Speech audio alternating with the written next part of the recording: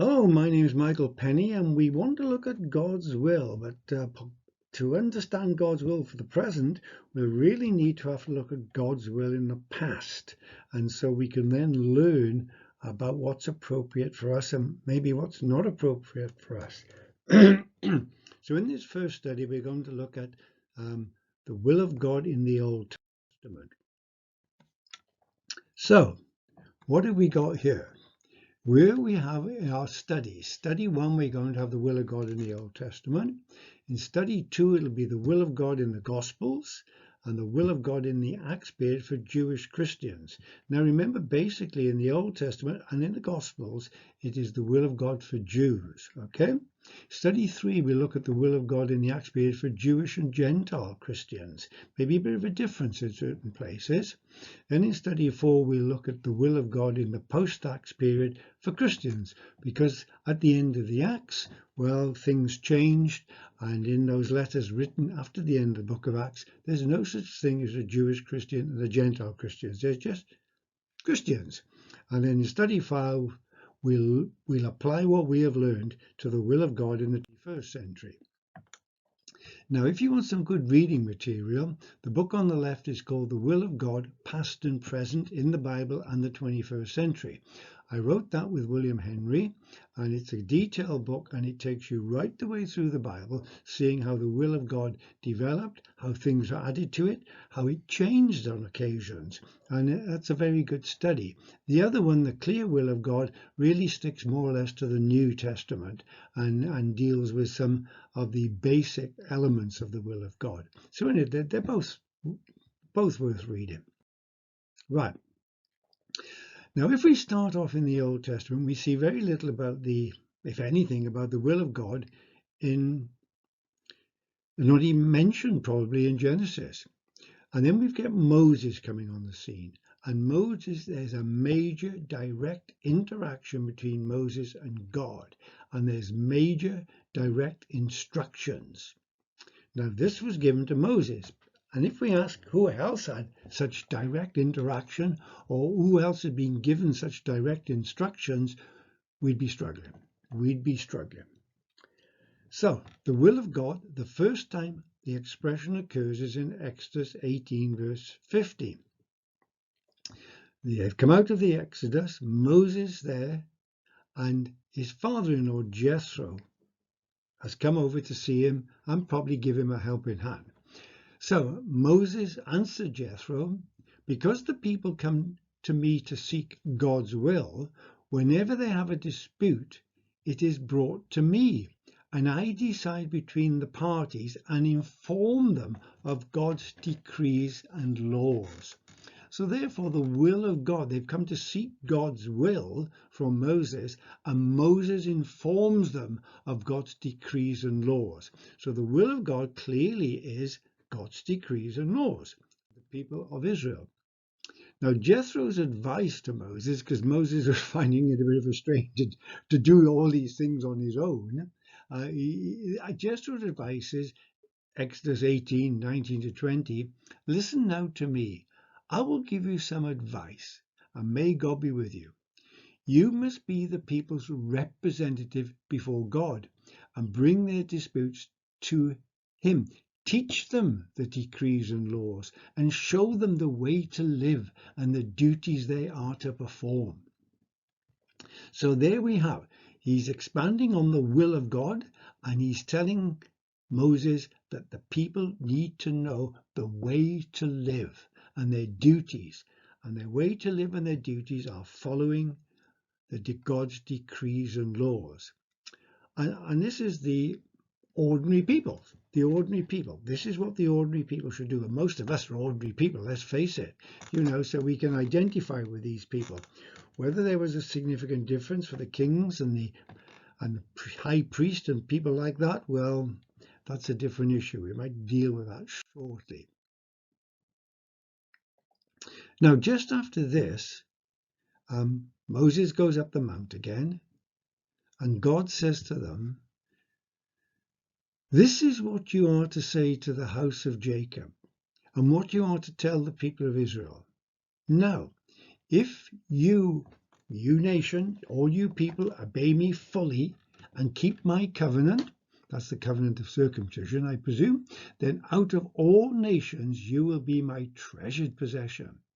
You will be for me a kingdom of priests and a holy nation. Okay, that is a kingdom of priests to the other nation. Their role would be to take the message of God out to the other nations.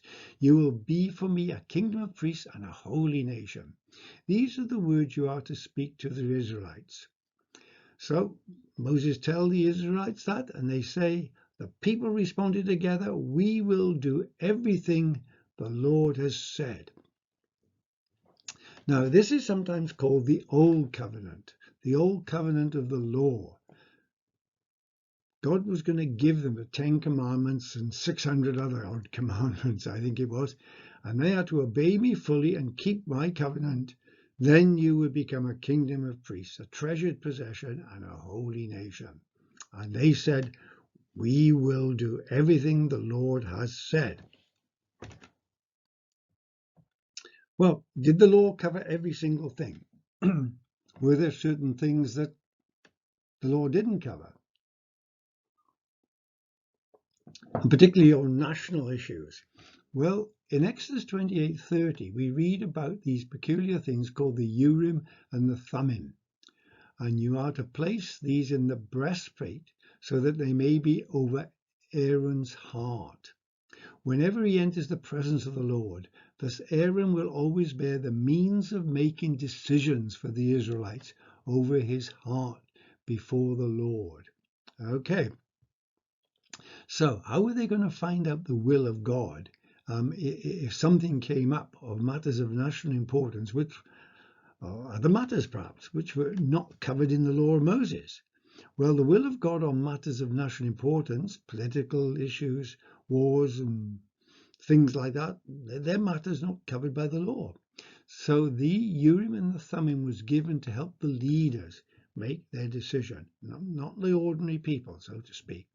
Okay, so they usually with the Urim and Thummim you got a yes or a no answer. So it could take a bit of time using the Urim and Thummim until you could narrow down exactly what the Lord's will was. Now, one of the things that we got is that blasphemy is wrong. This is what it clearly says in 22:28 of Exodus, do not blaspheme God or curse the ruler of your people. Do not blaspheme God or the ruler of your people. Now it's interesting if we just have a diversion for a minute to Acts 23. This is what happened. This is Paul before the Sanhedrin after his third missionary journey, and it tells us this. At this, the high priest Ananias ordered those standing near Paul to strike him on the mouth. Then Paul said to him, go, God will strike you, you whitewashed wall. You sit there to judge me according to the law, yet you yourself violate the law by commanding that I be strung. Those who were standing near Paul said, you dare insult God's high priest? Paul replied, brothers, I did not realize that he was the high priest, for it is written, do not speak evil about the ruler of your people.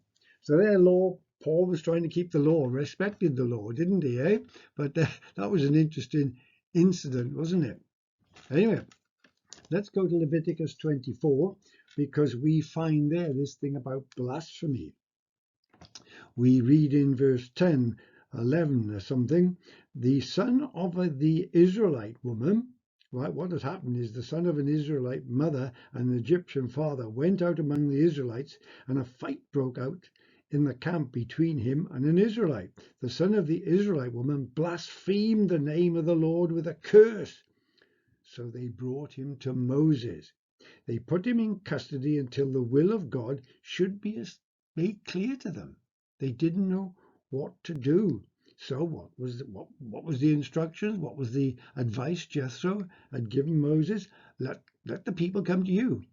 So then the Lord said to Moses, take the blasphemer outside of the camp.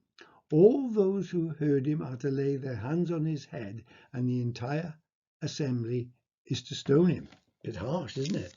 But there we are. It was you heard him, you've made this accusation, you cast the stone. There you go. So, well, that may be a bit strong punishment, but we used to have blasphemy laws in Britain years ago. I expect many countries do, but we don't have them anymore at all. So you can see very early on in these early letters or early parts of the Bible, certainly in Exodus and Leviticus and Deuteronomy, the law of God. That's what you are to do. That is the will of God, to keep the law of Moses. So there's very little directly about the will of God in the rest of the Old Testament. It doesn't say much about the expression the will of God. That's really because there was little more to add to it or say to what Moses had given them. The will of God for the people of Israel was clearly laid down in the law of Moses. The will of God was obeying the law, not slavishly or begrudgingly. They were told to circumcise their hearts, which meant really to get rid of the sin and the ill feelings and everything like that from their hearts. And if everybody did obey the law, they wouldn't do it slavishly or begrudgingly, because if they all obeyed the law, it would be a much better society. Be a much better society with, loving your neighbor and everything like that in it. It would have been absolutely a great society. They didn't always do that, though, did they?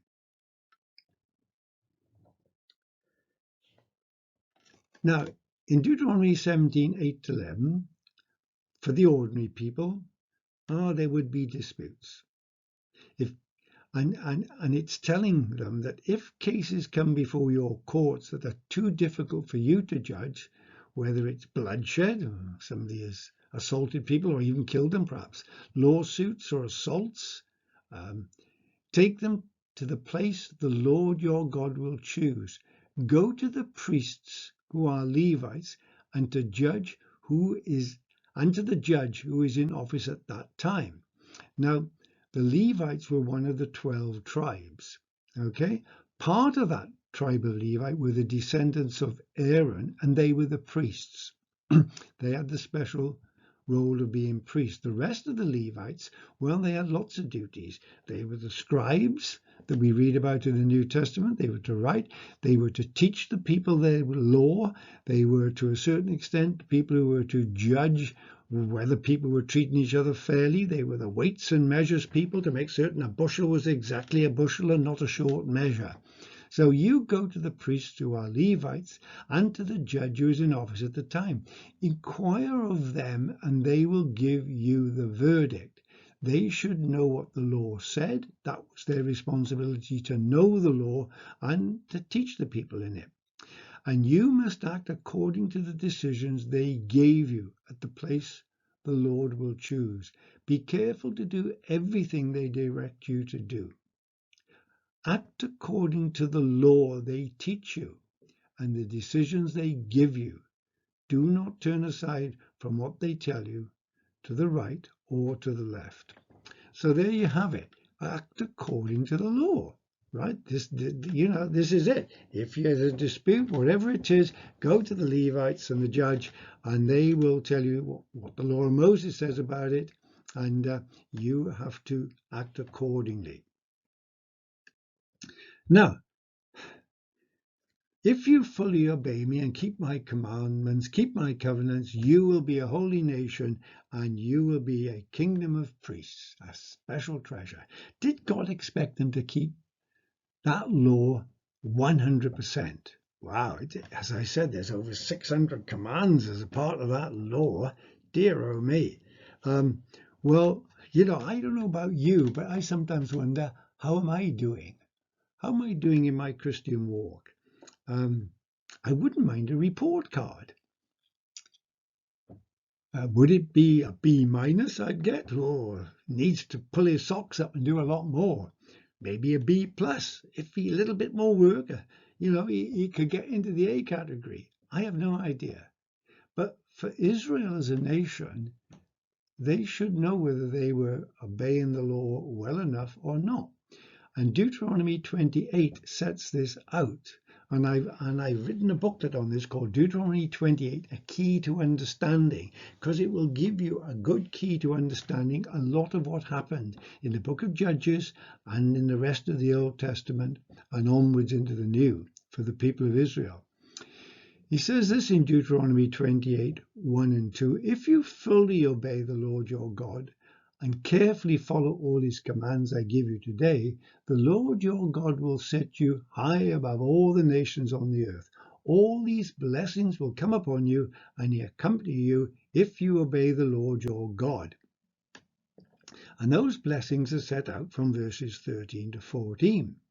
And you'd have good food, good agriculture, your animals will be healthy, and it builds up and up and up. So if you were an Israelite, a Jew at that time, and the nation of Israel as a whole, if they were doing well, then their agriculture would go well, and that may spur them on then to say, oh, let's do a bit more, and they would progress up the blessings, if you like. Verse 15, however, if you do not obey the Lord your God and do not carefully follow all his commands and decrees I am giving you today, all these curses or judgments will come upon you and overtake you. Okay, so if things are going well, great. It would encourage them to go and to put even more effort in and more effort in. But if they got very lethargic, if they started being very lax, then certain judges or curses would come upon them. And if that didn't spur them to repent, the sort of judgments and the curses would get worse. And they get worse. And they get worse. And they get worse. Until in the end, the really bad punishment, if they continually lapsed more and more and more, and even went into idolatry of some of the terrible kings, like worship of some of the terrible gods like Molech, then God says, I will send an army in. That army will conquer you, and you will be taken into exile. And of course, that's exactly what happened. First of all, after Solomon's reign, there was a civil war, and the nation split in two. You had the northern 10 tribes, the kingdom of Israel. They were taken and conquered by the Assyrians. 100 or more years, the southern kingdom of Judah and Benjamin, they were conquered and taken to Babylon in exile. And of course, in New Testament times, in the end, in AD 70, the Romans came in, destroyed Jerusalem and the temple, killed lots of the people of Israel, and took the survivors and scattered them throughout the Roman Empire. So this was the barometer. What's set out in this chapter is a barometer for Israel, and they could measure themselves against it. Were they obeying the law pretty good, or were they not bothering much to follow God's commands and decrees? So interesting chapter, that interesting booklet. Now, if you look at the prophets, there's lots of prophets. They did reveal future events, and often with the prophecy relating to possible future events, there's the call to repent and the call to turn back to the law or else. Right? Isaiah chapter 1, they were not looking after the widows, the fatherless, and the poor. And they were told that basically if they carried on not looking after them, they would fall to the sword of some foreign nation. Right? On the other hand, if they did repent and start looking after the widows, the fatherless, and the poor, then they would be blessed and their sins would be forgiven. Right? See, what was happening that, I said about the priests and the Levites. Well, remember, in Israel, they had to give a tenth to the priests and Levites. So the other nations had 9/10 to live on. The priests and Levites had 11/10, except they were supposed to look after the widows, the fatherless, and the poor. So the priests were really doing a great job of all the rituals. But they weren't carrying out some of the practical parts of the law. And so God said in Isaiah chapter 1, I'm fed up with your offerings and your sacrifices. I'm not going to listen to your prayers because you're not doing the things I've told you to do. And of course, there's lots of warnings in the prophets, warnings to the nations against idolatry. And again, they're told to repent and repent. But sadly, God, dear oh me, we know, as I said, the northern kingdom got taken into exile and so did the southern kingdom, because they both turned to idolatry and they both didn't keep the law anywhere near the standard God wanted. And so there's a great condemnation of wrong behavior in the land, in the northern kingdom and the southern kingdom. You know, they were not to oppress the widows, the weak and the fatherless. They were to be fair in their trade and business dealings. And as I said, one of the duties of the Levites was weights and measures. They were to treat all people with dignity, the poor as well as the rich. They were to love their neighbor, whether they were a rich neighbor or a poor neighbor. And they were not to deny justice to the poor. If you read in James, some of the rich Jews who did not accept that Jesus was the Messiah were dragging poorer Jews who did believe that Jesus was Messiah into the courts of law. And of course, there was no excessive drinking, no drunkenness and things like this. All pretty obvious and basic things if you think about it. So there's nothing here particularly about a personal, if you like, plan. I mean, it was a general plan about how all people should behave. Simple as that, how they should behave with respect to each other. There's nothing there telling them which town in Israel they should live or which trade they should follow or what job they should do. That was up to them. It was up to them to use their wisdom and common sense where they should go to work and what they should do and everything like that. But wherever you live, treat your neighbor, properly. If you go to trade, give people good value for their money. That's all like that. And there's very little about personal plans. Now, some people think there is in Jeremiah 29:11. There Jeremiah says, "For I know the plans I have for you, declares the Lord, plans to prosper you and not to harm you, plans to give you hope and a future." See, I plan. God has a plan for me personally. Be a bit careful about that. Well, look at what Jeremiah says. Yeah, but be a bit careful. For in every occurrence of the word you in that quotation, for I know the plans I have for you, declares the Lord, plans to prosper you and not to harm you, plans to give you hope and a future. It's plural. It's not the singular you, it's the plural you. In other words, this is for the people of Israel. As I said, there's little or nothing on seeking specific guidance as to where to live, what job to do, but a lot on Israelites being the kind of people God wanted them to be. And you can see, if you look at the verse before Jeremiah 29:11, 29:10, you can see its context. This is what the law says. When the 70 years are completed for you, because what is happening is these people in Jerusalem and Judea are lapsing in their keeping of the law. They're straying towards idolatry, and God has said to them, you're too far below my standard, far too low. I'm going to send the Babylonians in. They're going to conquer you. They're going to take you in exile, but it'll only be for 70 years. So this is what the law says. When the 70 years are completed for Babylon, I will come to you, the nation of Israel, and fulfill my good promise to you, the nation of Israel, to bring you, the nation of Israel, back to this place. For I know the plans I have for you, the nation of Israel, declares the Lord, plans to prosper you, the nation of Israel, and not to harm you, the nation of Israel, plans to give you, the nation of Israel, hope and a future. So please don't use Jeremiah 29:11 as trying to tell people that God has a plan for which university they should go to, what course they should take, what job they should accept at the end of university, and things like that. These things you have to use your common sense for. Now, when I was in school, in my last year in school, I did things like maths, physics and chemistry, and I won the physics prize. But I went to university to do maths.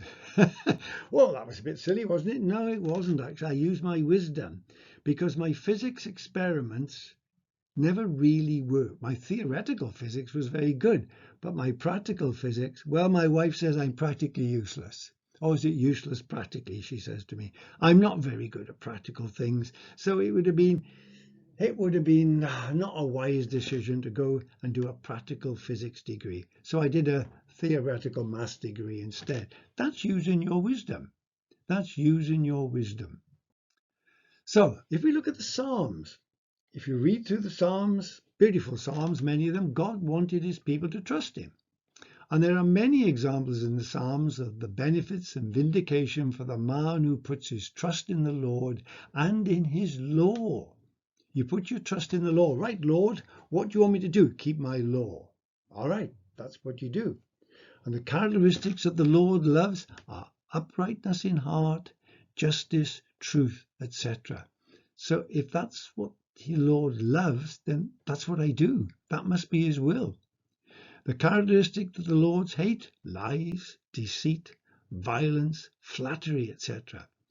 Again, there's little or nothing, if you look in the Psalms, there's little or nothing on seeking specific guidance as to where to live, what job to do, and things like that. But there's a lot on the Israelites being the kind of people God wanted them to be. Be upright in your heart. Love justice. Be truthful. Don't lie. Don't deceit. Don't be violent. Don't give false flattery.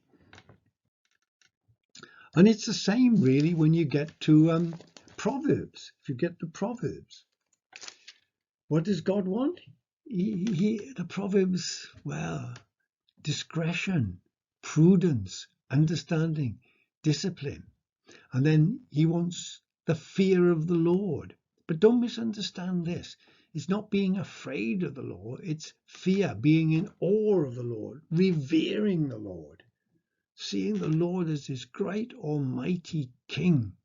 And it tells us in Proverbs 1:7, the fear of the Lord, being in awe of the Lord, the reverence of the Lord is the beginning of both knowledge and wisdom, says 9:10.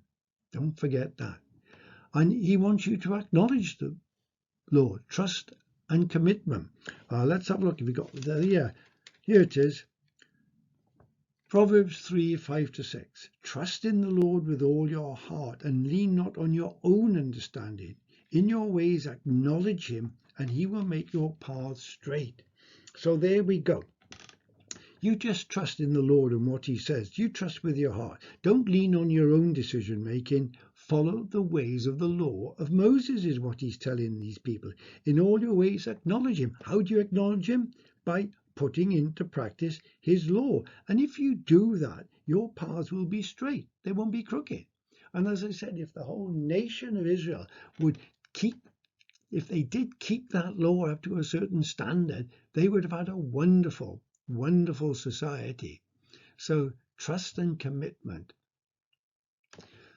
The Lord hates haughtiness, lies, violence, and scheming. Here's an interesting passage in Proverbs 6:16-19. These are the 6 things the Lord hates, 7 that are detestable to him: haughty eyes, a lying tongue, hands that shed innocent blood, a heart that devises wicked schemes, feet that are quick to rush into evil, a false witness that pours out lies, and a man who stirs up dissension among others.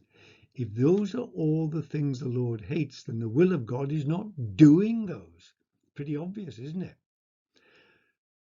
The characteristics the Lord loves are promotion of peace, generosity, kindness, and truth. Again, there's a great deal on the kind of people God wanted Israel to be, and little anything specific about where they should live, what job they should do, and things like that.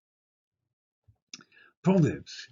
Also in Proverbs, there's a lot about concern for the poor on a personal level. You help the poor neighbor out on a personal level. And it's also concern for the poor from the perspective of someone in power. As I said, the priests and the Levites had a duty to look after the widows, the fatherless, the poor, the alien, the stranger, the Gentile living amongst them. And there was a concern for justice more generally. The Proverbs praises of justice, a lot of it, and righteousness exalting a nation, it really does. And there's a concern for right behavior in business. Pay debts when they're due. God, that's a good one, isn't it, eh? Dear oh me, so many people, even today, if you get an invoice coming in and the date is the 31st of the month, so people wait. They wait until I get another index, they get another reminder. If people all paid their debts when due, our society would be much better off too. Gosh. No dishonest scales. Well, they talked about that with respect to the Levites. What was one of their duty to check scales, and no bribery. Now, if you're interested in Proverbs and some of these things in Proverbs, I, with W.M. Henry, have done a series of 6 podcasts on Proverbs, dealing with what is wisdom in Proverbs. And all these things that we talked about on the previous slide and on this slide are the wise things to do. Wise things to do. And again, all of this is to do with the kind of people God wanted Israel to be. And we can learn so much from this. You know, much of it we can apply to ourselves today. So, summary. Prior to Moses, God's will was revealed selectively to certain people. You know, I mean, we don't read a lot earlier on, but certainly Abraham, Isaac, Jacob, God revealed his will to them. Some people, surprisingly, like Joseph, who's an incredible character, there's no record of God appearing or saying anything to him. Joseph always did the right thing. Incredible man, I think. Then you've got Moses and the law for the nation, for everybody. This is what you are to do. You are to follow the law. And there was also the law plus the Urim and the Thummim for the leaders. We've talked about the high priest having the Urim and the Thummim. We did mention a king, and did you know the king had to make his own copy of the law? How about that? So he did not have any excuse for not knowing what was in the law. If you look at the prophets and the poetic parts of the Psalms, Proverbs, Ecclesiastes and things like this, they're all based on the law. Based on the law. And God was placed at the center of personal and national life. And what he wanted from people was basically their trust and their commitment. And what he wanted from them was a development of personal characteristics. That's what we should be concerned about too, our character. Is our character Christ-like? So, in our next study, we will look at the will of God in the Gospels for the Jews, and then we'll take it through and look at the will of the God in the Acts period for Jewish Christians, see if there's any change. But don't forget these 2 books, The Will of God, Past and Present, and also The Clear Will of God. I think you'll find both of them helpful, but if you only wanted to get one, I would get the one on the left, The Will of God, Past and Present.